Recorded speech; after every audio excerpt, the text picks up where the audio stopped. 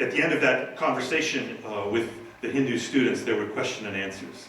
And a young Hindu student came up and said, there were 5 or 6 of us on the panel, including Rabbi Justice and myself. And the young man, the college student, he said, now I apologize ahead of time, but I have a question for the rabbi and for the minister. He said, it's the elephant in the room, but I'm going to be bold enough to ask. He said, when we all die and go to heaven, do you expect to see me there?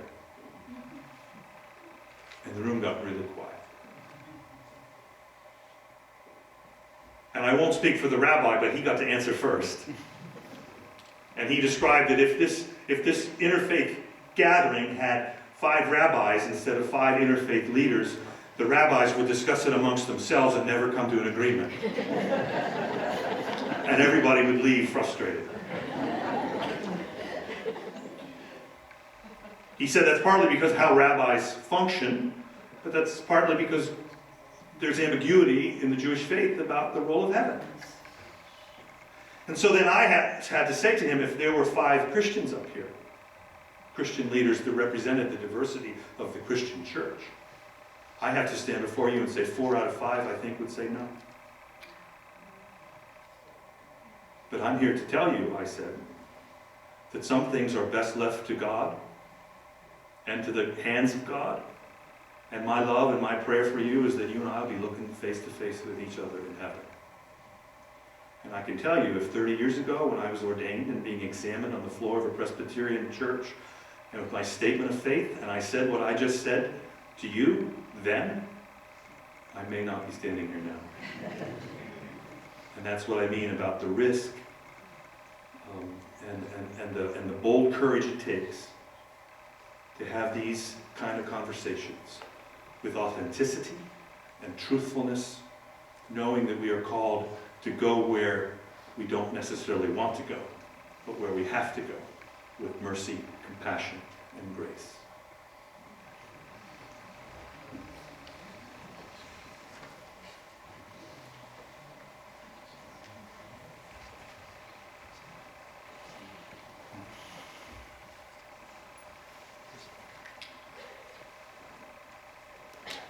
Colonel Dave, can I talk to you personally? Yes. Don't tell anybody what I'm going to tell you. As long as you are with God, God will be with you, and you will never ever be at risk.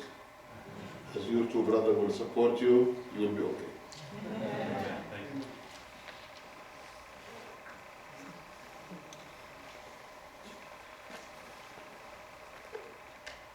you. 3 personal stories, and please accept it from me, not from any 3 books. I respect them in front of me. The first story, a woman and a man sitting with us here in the audience in the synagogue. After they arrive home, the wife will ask the husband, "You are not supposed to receive a call after 8:30. Who is the person called you while you were in the middle of the meeting in the synagogue and your phone was interrupting the meeting?" The name of the lady, I will release her, her name is Amina, trustworthy woman. Amina, you trust her with everything. And her husband's name, his name is David in Hebrew, but in Arabic his name Dawood Asad. Dawood Asad was working with the interfaith dialogue since 1950 plus in America. And he is the one, his phone was bothering us. He is sitting here, and he is a survivor of one of the incident happened.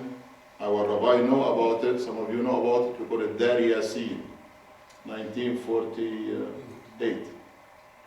Which means when God will give a life to the person, nobody can take his life. Second story. Our friend and our brother Rabbi Dave mentioned the word, I said it hikmah, he said hikmah. Similar. I learned this story in South Brunswick. When my son, his name is Mahmoud, was in 2nd or 3rd grade. The teacher invited all the parents to attend a conference meeting between parent and teachers. And the disc is very small, does not fit me. I am 6 point something, my turban, you cannot, reach my hand. And the teacher invite everybody, have a seat on your son or your daughter's seat. I know that seat does not fit me, I'm going to. But what she did, she hung up the name of the kids from the ceiling all the way down, and every parent read the name of their son and daughters, and me too. And I was standing next to them. I don't like to sit on the seat. It's very small to me. But she embarrassed me to say, Mr. Shibley, have a seat on your son's chair. And I said, no, I did not see my son's name there because I didn't look for the ceiling. She said, no, this is the seat of your son, Mahmoud. In that minute, I am still new in North Brunswick. I don't have interfaith people who are around me to support me. I said, ma'am, no, I don't have a son. His name is Mahmoud. His name is Mahmoud. Softer than Mahmoud. And those are the two words in Hebrew and in Arabic have the same goal, to have a wisdom. By having wisdom, we can reach our goal.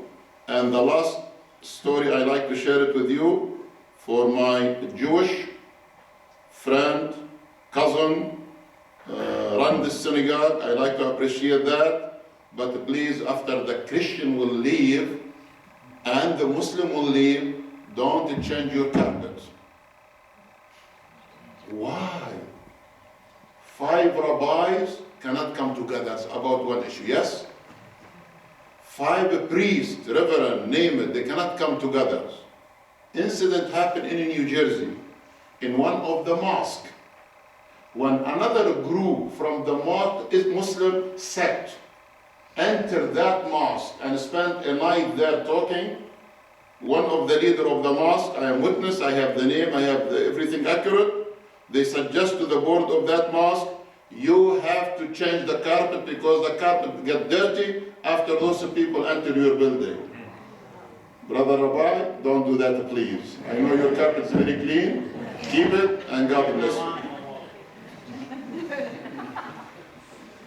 Now, going back again to our meeting tonight, sharing each other something about our 3 traditions, and the comment of the Imam will start with this. First of all, we believe God is one. And the reference is in chapter 112. We call it قُلْ هُوَ اللَّهُ أَحَدٌ. Second thing, I appreciate the comment from our rabbi about Prophet Ibrahim in Arabic, Sarah, Hajar, Ismail, Isaac, water in Zamzam, all these things. But in Islam, no imam, no any religious leaders, man or woman, have the right to come nearby to any prophet to challenge him at all. We have 25 prophet and messenger mentioned in the book of God. We respect with them, we honor them, and we believe in all of them, and we don't have anything toward them except full respect and full honor, and that is in chapter 2, verse 285. لا نفرق بين أحد منهم. We believe in all of them, and we don't favor any one of them above each other, but God, He will favor that one, not us. Third point, we are the children of Adam and Eve. And God mentioned in the book, in Arabic, وَلَقَدْ كَرَّمْنَا بَنِي آدَمَ. Indeed, we honor all the children of Adam. And I believe tonight, through my 2 respected friend and colleague and brother in humanity, Dave and Adam, we like to honor you. As God ordered us to honor you, to respect your presence, and I will pray to all of you. Fourth point, don't misestimate yourself, not for your religion, or for your belief, or for your tradition, or for your synagogue, or church, or mosque. No.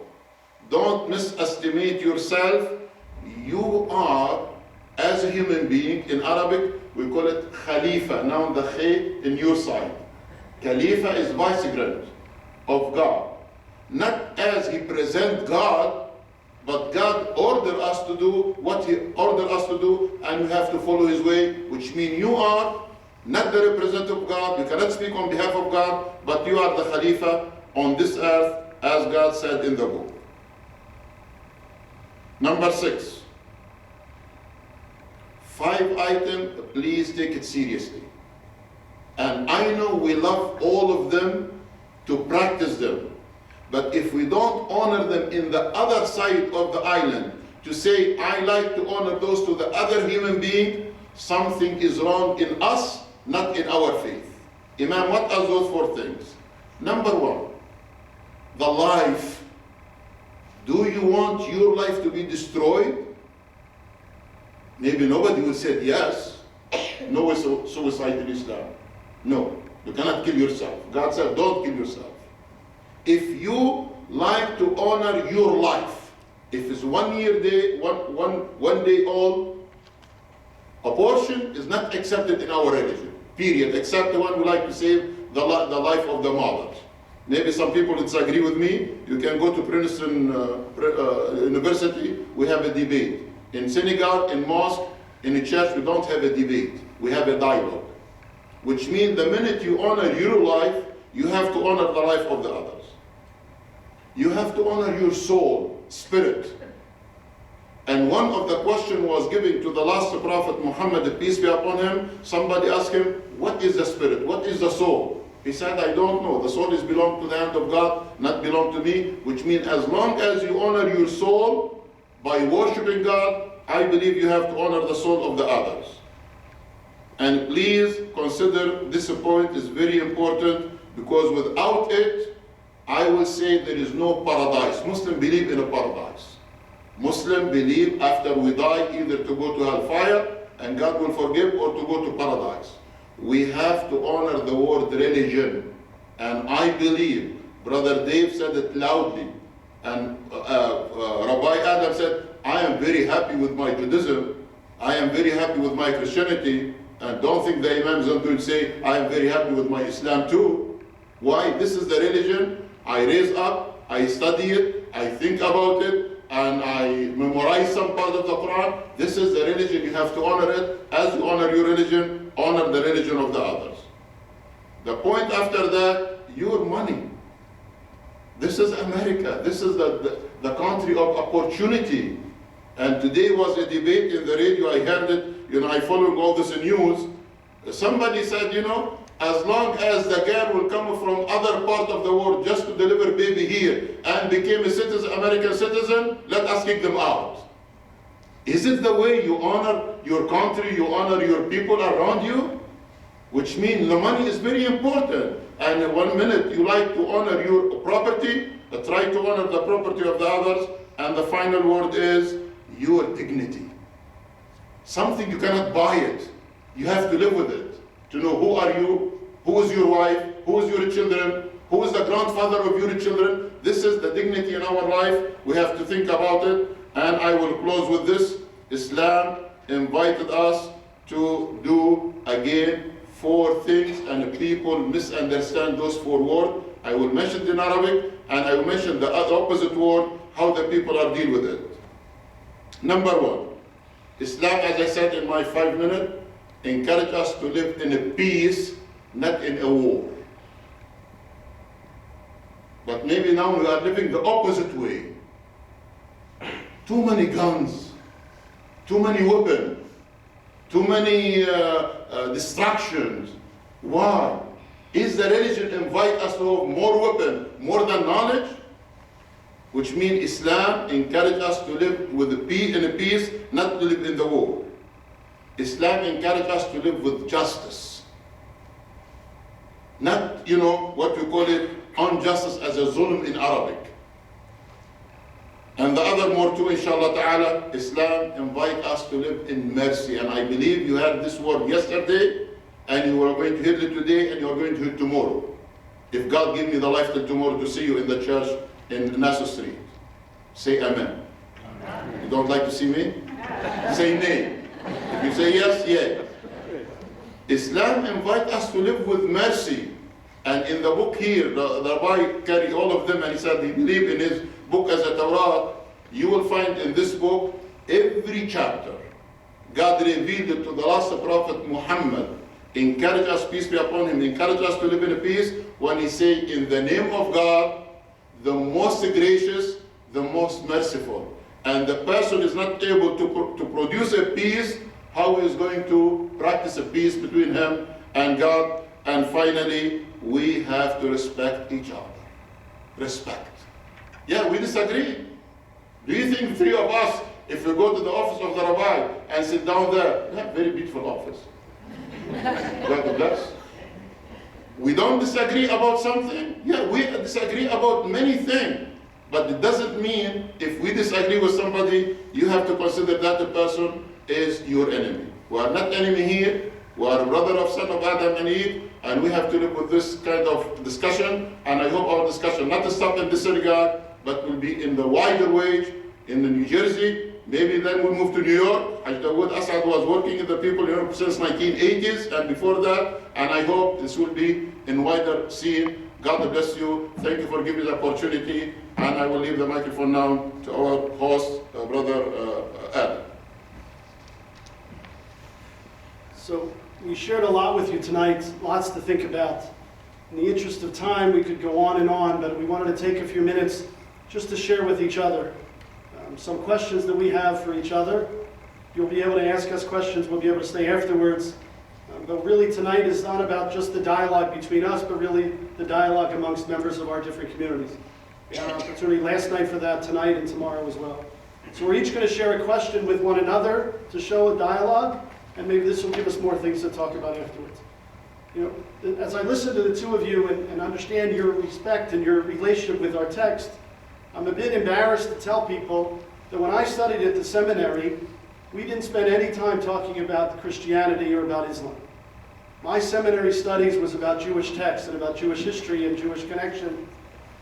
And I wish that I had spent time then understanding the text. I'm pretty sure that the curriculum at my seminary has changed in the years since then. But I know that the two of you have a different relationship with the text. Right? The Jewish people came first. Our Torah is first. So historically, there's not the same relationship. If you could just share a little bit with everyone about your relationship with the other text, with the Hebrew Bible, with the Torah, with the New Testament, just share a little bit about that relationship in your own words. From my perspective, in my engagement with the text, of course, the Hebrew Bible has been a part of my tradition from a child growing up and learning the stories of what in the Christian tradition we would refer to as the Old Testament. Our theological education then included learning the language of Hebrew. My knowledge of Hebrew standing here before you is embarrassing. I'll help you. Thank you. And you already have, actually. And so the working knowledge, I think, of the Torah and the prophets in the life of a Christian pastor is at a very, very high level, although from an interpretive process, of course, reading those texts through the lenses of the New Testament. By God's grace, not in a supersessionist way, but in a way to understand more fully who Jesus is by understanding the words of the Hebrew Bible. In contrast, just to be brief, as I shared in a response to a question from Imam Shibli last night, I can say that in my own education, both in my Christian education growing up and then in my theological education down the street at Princeton Seminary, graduating in 1986, the amount of time we spent in the Quran is absolutely zero. And for that matter, learning about the Prophet Muhammad. And so the absence of that now 30 years ago is very compelling emptiness, vacuum in my life that I'm now only working to begin to rectify. And as you have said, I do think that the curriculum I checked today, the curriculum at Princeton Seminary now is also different, though I think the balance would not be that much greater than what I just described. Last night in the mosque, we were sitting, and the rabbi today said, no, you have to stand up. And only the reason to say stand up, he'd like to show you Imam Shibli is very tall. Thank you, sir. I don't use in my vocabulary any word, I mean wording, vocabulary, grammar, to hurt the feeling of anyone. But when I try to say the truth, allow me to say in this house of God what I believe. I will never ever blame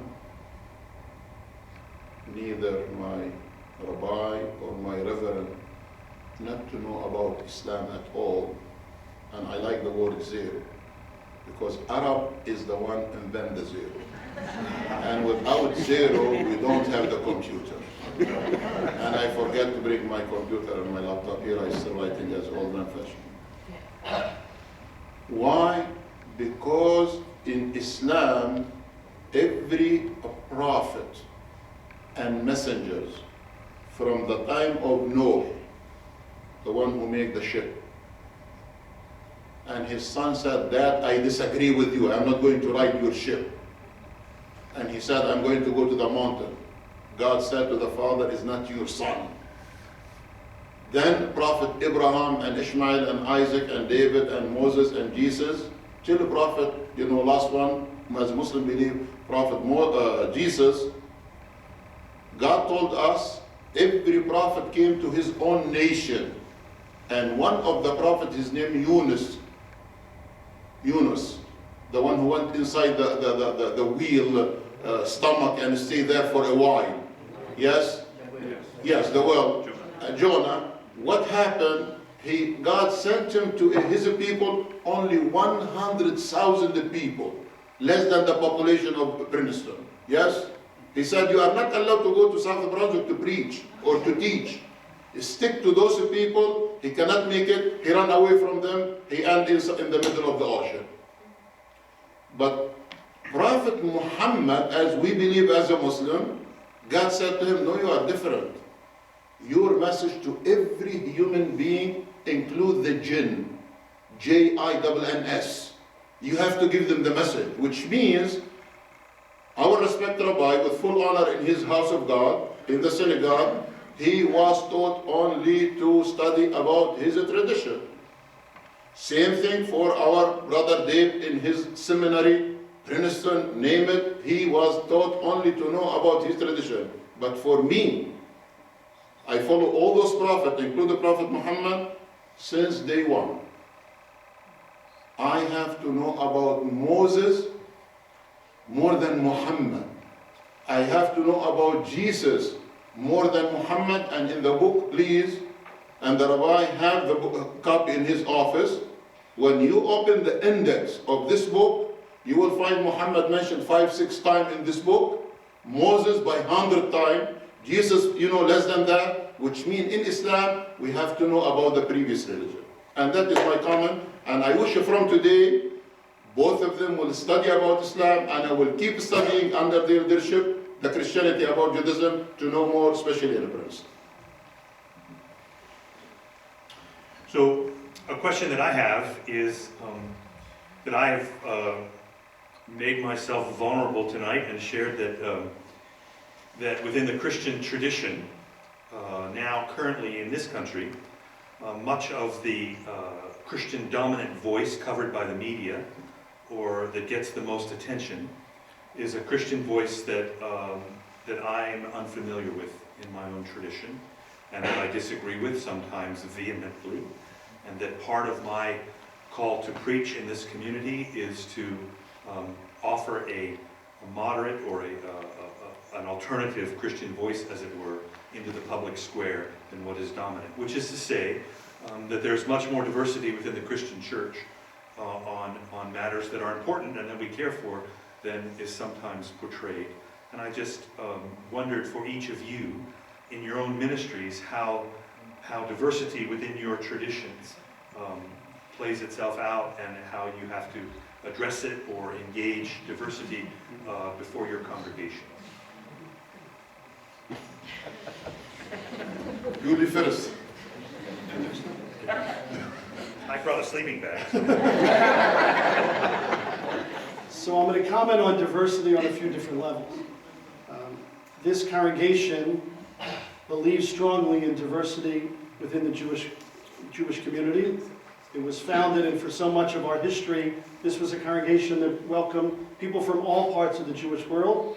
We were what's called an unaffiliated congregation, and we were the one synagogue in Princeton, and we welcomed people from whatever Jewish tradition they came. And that's still the case even in our time that we've affiliated. We're now what's called a conservative synagogue. I'm trained at a school that makes me a conservative rabbi. So that is a change, but our acceptance of diversity, and you have people here tonight from various different Jewish backgrounds, from all different parts of the Jewish spectrum. So that's important to me as a synagogue to always represent diversity within the Jewish faith. Some of the doctrines, some of the beliefs of Judaism are not required of anyone. Right? Judaism is not, in order to be Jewish, you're either born to the Jewish faith or you go through a conversion process. There's not a faith requirement. There's no statement of faith that we ask people to believe in order to be part of this congregation. I encourage them to think about it, I encourage them to study, but there's no requirement in that sense. That's level one. In terms of the greater Jewish community, I find it far more challenging. Because some of the things that you were describing in your relationship with some of the more well-known parts of the Christian world, I see the same thing with some parts of the well-known parts of the Jewish world. There are Jewish leaders in this country and people that want to play a role in being the spokespeople for the Jewish people in this country, that play a role in the public square, that is not always the voice that I wish was shared in the public square. The voice that's often shared with our political leaders is from one small segment of the Jewish world that doesn't always represent my voice in the Jewish world. So I struggle with that. Because in some ways I'm proud that there is a voice and there is a conversation. I just wish more of us who represented the more diverse Jewish world could be part of that voice. And that's a challenge of diversity within our community.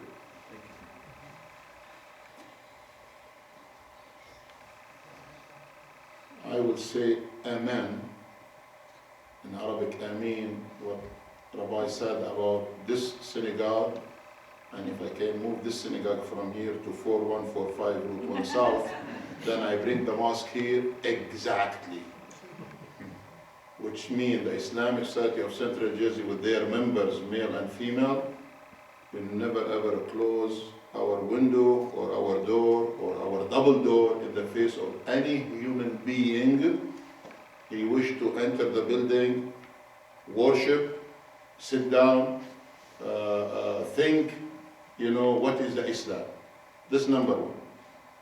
Number two, the easiest religion to adopt is the Islam.